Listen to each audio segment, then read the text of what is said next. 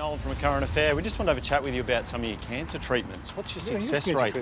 What's your success rate for treating cancer? I don't treat cancer. You don't treat cancer? No.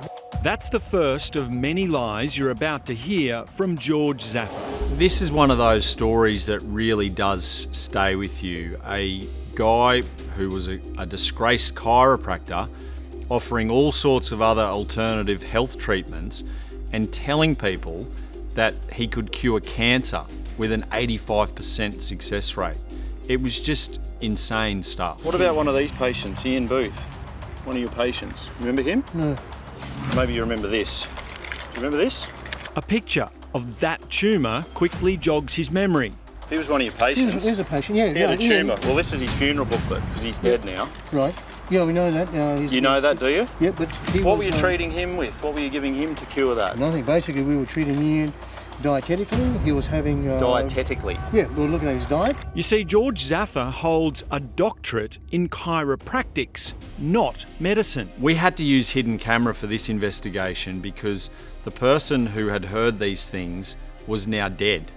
And he had told family members that this chiropractor said he could cure cancer if he followed these treatments. The only real way that we could prove that was hidden camera actually in there and start up a conversation with this quack and see what he was going to offer up. And frankly, we couldn't believe what he actually offered up in front of the hidden camera. Are you a chiropractor? Yep. Okay. A relative of Ian's who has a genuine back ailment volunteered to make an appointment with George Zaffa. So you're a chiropractor and an acupuncturist? I'm also a doctor of integrated medicine. So I do a whole range. I do a whole range of things. Naturopathy is only part of the degree. He goes on to explain what his medical expertise can do for terminally ill patients. The integrated medicine stuff that we do, very specific, very profound. Depending on the prognosis, depending on the condition, and depending on how far she'll go with listening to what she's got to be told to do, usually we can reverse that within 3 to 6 weeks. You feel a huge sense of responsibility on a story like this to try and get some answers because the victim in this case was now dead. His family member had come to us saying, I think this guy gave my dying relative false hope by telling him he could cure cancer. He's got to be stopped. I need your help. So you feel a huge sense of responsibility to try and help them get some answers, get some closure, but also to try and stop this guy from doing this. Because if this is one case that we've heard about, who knows how many others are out there. Ian's niece Belinda is a registered nurse. Believing George Zaffa was a GP, she rang him when her uncle was told his cancer was terminal. He said, I don't understand it. To me, I've looked at the scans and the tumour looks localised.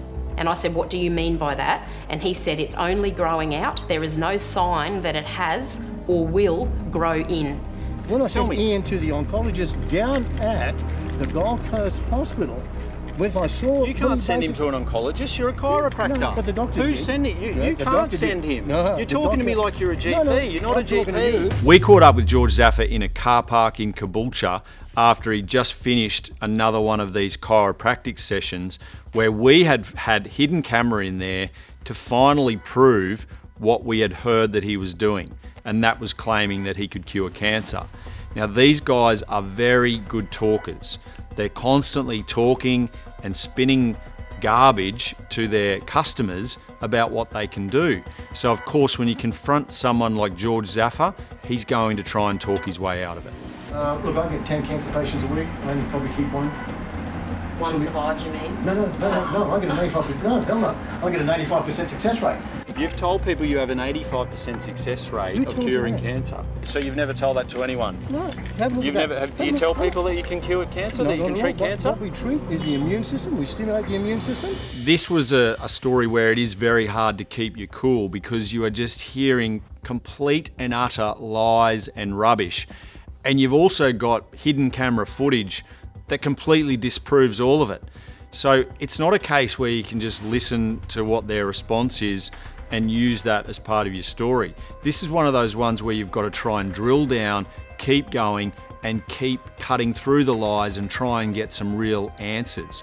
But it's very frustrating when all you hear back are lies and rubbish like this, and it is hard because you know at the end of the day someone has died here and his family want answers. What did you charge him for all this? I didn't charge him much at all. Or much? $4,000? Oh, hell no.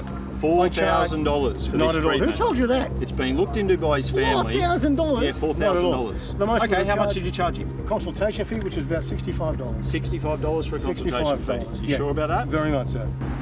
Okay.